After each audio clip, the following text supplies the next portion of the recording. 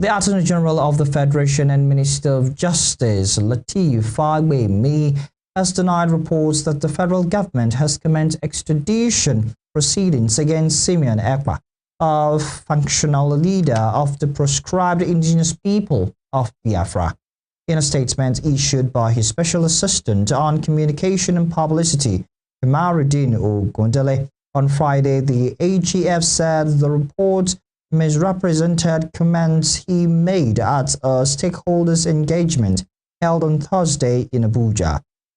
According to the statement, Fagbemi had only explained that the Nigerian government was in talks with Finnish authorities to ensure that Ekpa, who is currently facing trial in Finland, is held accountable for his actions. Fagbemi urged the media to exercise caution in reporting on the matter and to refrain from publishing speculative claims. A federal high court in Lagos has granted a 20 million naira bail to Ezekiel Onyedikachi, also known as EZT, a former manager of gospel singer Mercy Chinwo, over an alleged $255,000 foreign exchange fraud referred against him by the Economic and Financial Crimes Commission. Justice Okuchujeku Eneke, in a ruling on Friday, said the bill must be backed by one surety resident in Lagos who owns property worth the bail sum. The judge had on Wednesday released EZT to his lawyer, Mr. Ojuku Achikaosolu, after his arraignment and gave him 72 hours within which he must meet the bail condition.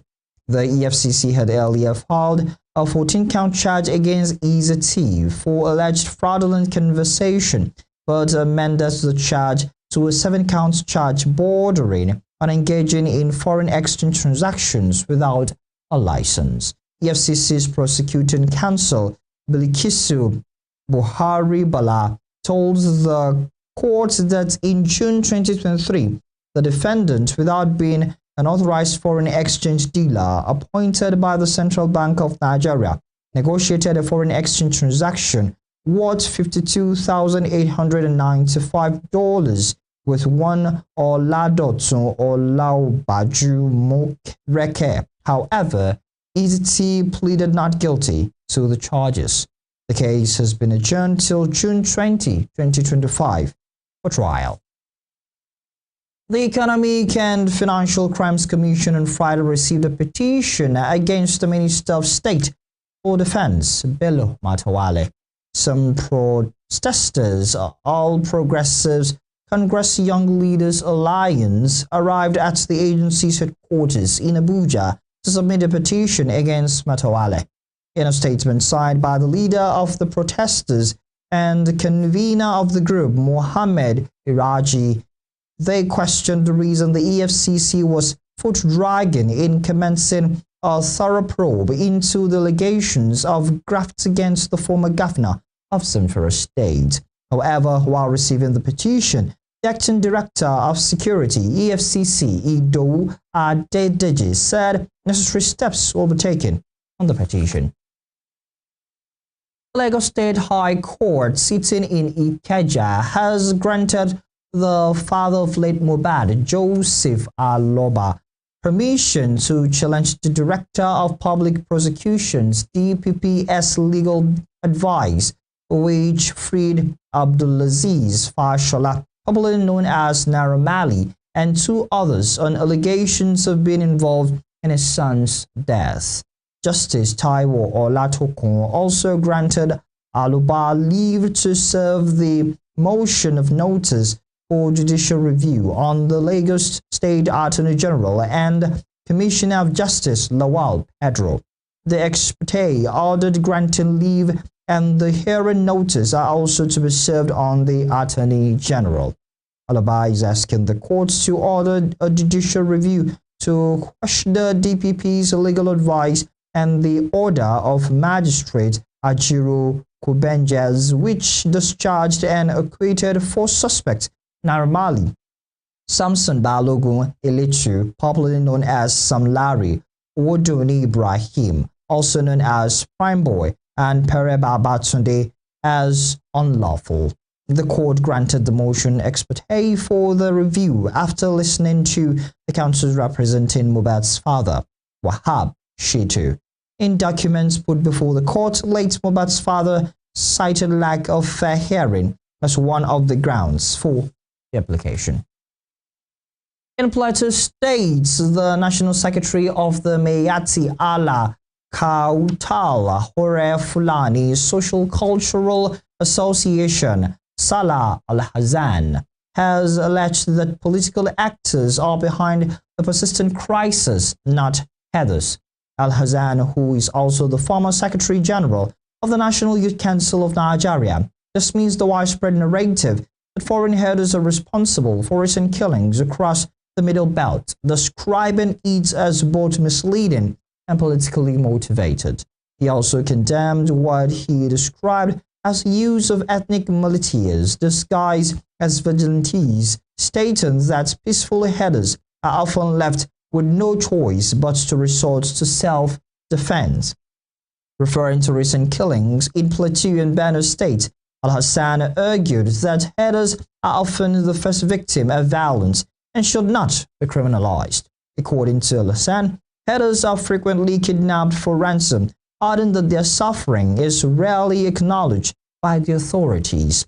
Meanwhile, the defense headquarters has linked to a recent surge in violent attacks in Benue, Plateau, and other parts of Nigeria to foreign headers who reportedly enter the country through porous borders. Operatives of the Nigerian police force have rescued 25 Ivorian nationals from the hand of a cross-border kidnapping syndicate operating in the area. The police also arrested 8 suspects in connection with the crime following a swift and coordinated operation carried out in collaboration with Interpol. According to a statement on Friday by the force public relations officer Olumuyiwa Adejobi, the operation was launched in response to formal requests from the National Central Bureau, Abidjan.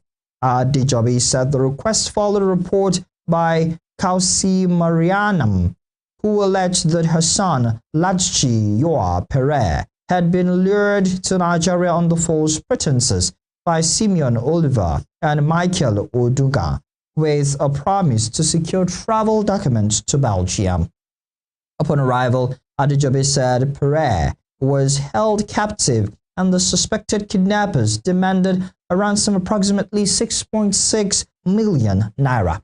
Adejobi said the Commissioner of Police, Interpol Annex Lagos, Bodeo Jajuni, immediately deployed a team of experienced investigators to track down the suspects and rescue the victim. Away from security, number of people turned up on Friday to participate in an initiative to ensure lives are saved through blood donation. It was put together by UNIOSUN Sustainable Development Solution alongside the Medical Students Association of the institution. Here is the report. Blood donation provides a life-saving resource for individuals needing transfusions due to various medical conditions, injuries, or emergencies. And according to experts, one blood donation can save up to 3 lives. It is in ensuring a reliable blood supply for those in need that UNIOSUN Sustainable Development Solution held a blood donation drive in collaboration with the Osun State University Medical Students Association. Speaking on the initiative, President of UNIOSUN Sustainable Development Solution, Motadegbe Adeyemo, explained that the idea was born after the painful loss of a leukemia patient due to shortage of blood. The idea for Osun actually came when we lost a patient to leukemia, and the person actually needed about 24 points of blood, and all we provided was 12 points of blood. And I thought about it. In the words of Dr. Matsubuka, he said, I have a facilitate an urgent question is, what exactly are you doing for others? So I thought about it. If we all our students can come together and say, this is one problem we want to solve. We don't have all the money in the world, but we have blood flowing through our veins. I just want to give it out for the love of humanity. And we said, let's make this thing happen. Let's see how wild we can go. Let's see how high we can go. and let's see how well we can serve humanity in our own little way. Yeah, we don't mind having this thing happen. Maybe February 14, June 14. We just add some 14s to it as many times as possible. That's the way these things go. So the many times we do it, the more it becomes the norm. That's just the spirit. In an interview, Abel Abu, head of the donor recruitment section at the National Blood Service Agency Southwest Zonal Center, Ibadan, highlighted the agency's role in ensuring safe and sufficient blood supply across Nigeria. The National Blood Service Agency is to ensure that we have safe and adequate blood for Nigerians. And you know, based on the population of Nigeria, for us to have adequate blood for Nigerians, we need to move from place to place, encourage every Nigeria, either from the academic environment or from the community base or religious base, in order to sensitize Nigeria on the need for every one of us to partake in the vision of saving a life.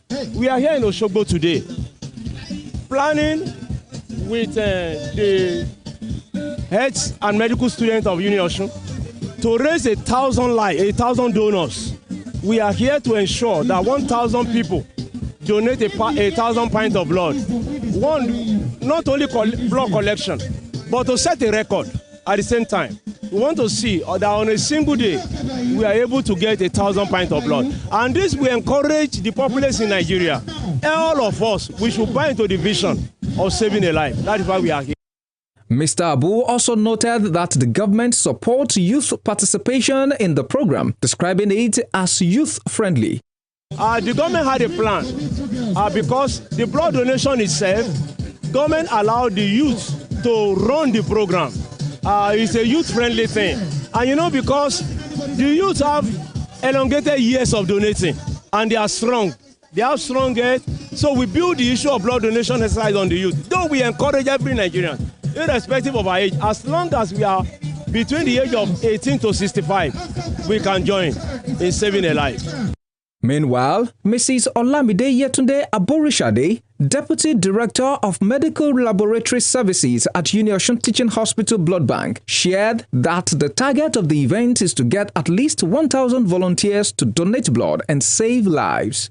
Today is to get at least 1,000 people to come out and give out the blood in terms of donation in order to save lives. A unit of blood, as you can see, can save up to 3 persons.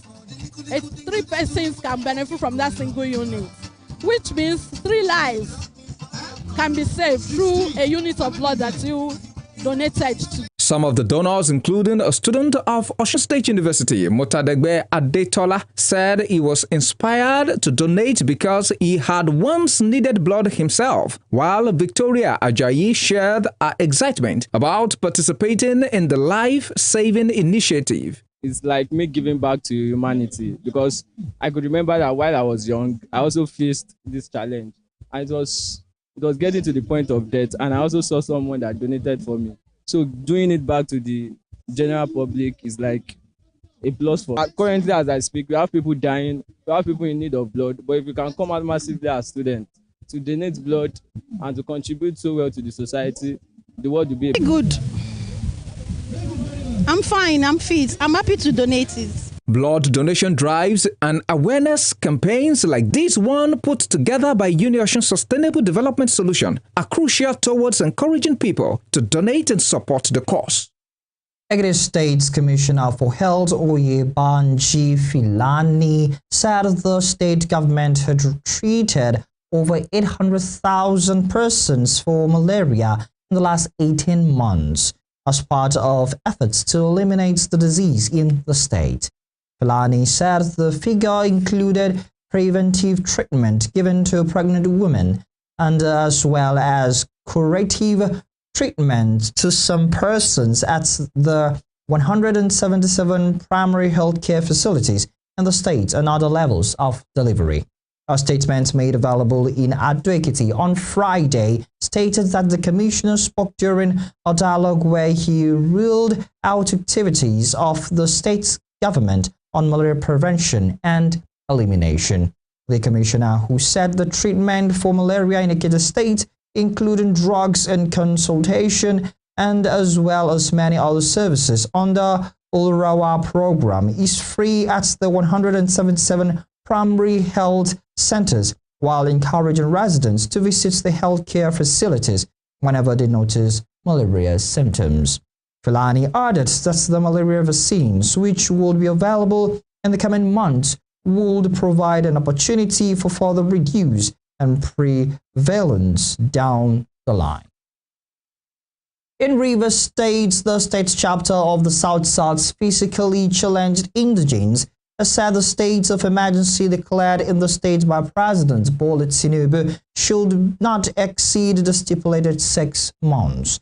The organization noted that as part of efforts to promote peace in the state, it will set up a reconciliation committee to interface with the suspended governor, Simlai Fabara, his predecessor, now Minister of the Federal Capital Territory, Nyesom Wike, as well as other parties involved in the political feud rocking the state. The chairman of the organization, Alfred Itekena, stated these at a news briefing in Port Harcourt, Rivers State capital, on Friday. Itekena lamented that the prolonged political crisis has destabilized governance in the state and adversely affected the activities and well-being of persons living with disabilities, as they are left without recognition from key stakeholders. Continuing, Itekena expressed the body's willingness to work with the state sole administrator and called on him to remain neutral in the peace restoration process. Now to education. The Joint Admission and Matriculation Board on Friday announced the release of the 2025 Unified Tertiary Matriculation Examination results, with results of 39,834 candidates being withheld. The JAMB Registrar, Isaac Oloyede, disclosed these on Friday during the official release of the 2025 UTM results at JAMB headquarters, Buhari. Oloyede reveals that the seizure of results was due to suspected examination malpractices, and about 80 individuals are being probed for exam-related offenses, with Anambra State having the highest number of suspects. According to the board, over 1.94 million candidates registered and sat for the examination in 118 towns and over 700 centers across the country.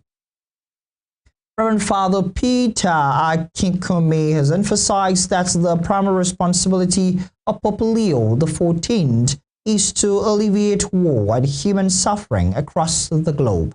Speaking today on Western Spring Television's Morning Spring, Akinkumi highlighted the symbolic significance of the Pope's chosen name, noting that Leo historically represents a persistent struggle against human oppression. He further stated that the Pope must be regarded as a global sentinel for liberty, committed to defending the oppressed. Akinkumi pointed out that the Pope's inaugural address, delivered in 3 languages, none of which was his native English, emphasizes his universal mission, an inclusive message to the world. Was Leo the Great, and Leo the Great was known to be a foremost teacher of the church who had to clarify key components of the content of faith, particularly that has to do with the incarnation of Jesus Christ. At that time, there were lots of teachings around the world among priests and bishops at that time that did not show unity of faith in the understanding of what the incarnation of Christ was all about. It was Leo the Great who came out and taught definitively that Jesus is truly God, and he truly became man in the full sense of being human. So it was Leo the Great. So he was revered in the history of the church as a great theological teacher, a reformer who clarified the faith of the church in those very, very key aspects of the deposit of faith. He was also known to be a great reformer who contributed a lot and enriched the worship of the church. And finally, he was known to always stand against oppression. That was Pope Leo the Great. The case of Pope Leo XIII, who was the last to take the name Leo, he was revered in the church. He was the one who wrote the encyclical we call Rerum Novarum. It was Rerum Novarum that introduced the social teachings of the Catholic Church in modern time. As feudalism was giving way to capitalism, as colonialism was taking over from slavery, as industrialization continued to expand and a new world order was being created, Pope Leo XIII came out with Rerum Novarum to clearly identify the witness of the church in modern history. In that teaching, he focused very, very strongly on the right of workers. The church, what the church would expect from Pope Leo XIV at his assumption to office is, as I have said, number one, to do whatever he considers needful to unify and clarify the faith of the church in the circumstances of human history. In the meantime, the Minister of the Federal Capital Territory, Nyesom Wike, said the provision of water to Abuja's satellite towns is dear to the heart of President Bola Tinubu. Wike stated this after he inspected some projects in Abuja on Friday while responding to a question about his recent visit to China. The minister had on May 1 traveled to China to finalize discussions with officials of the China Geoengineering Corporation Overseas Construction Group over the water project. He said the FCT had signed a memorandum of understanding with China Geoengineering Corporation Overseas Construction Group for the provision of water in satellite towns, adding that the visit to China was a follow-up on the project. Wike recalls that the Tinubu-led administration had promised to deliver the Abuja City water supply, parts of which would be delivered along Airport Road in the second year in office. He added that beyond the city water supply, Tinubu directed that Abuja satellite towns must be provided with clean water. You're watching Spring News at 7 on Western Spring Television. Still to come. Nelfond vows action against sharp practices in its ecosystem, insisting that it is committed to ensuring all its steps were not only audit complaint, but also fraud resistant. We'll bring you more on this when we return. Just stay with us.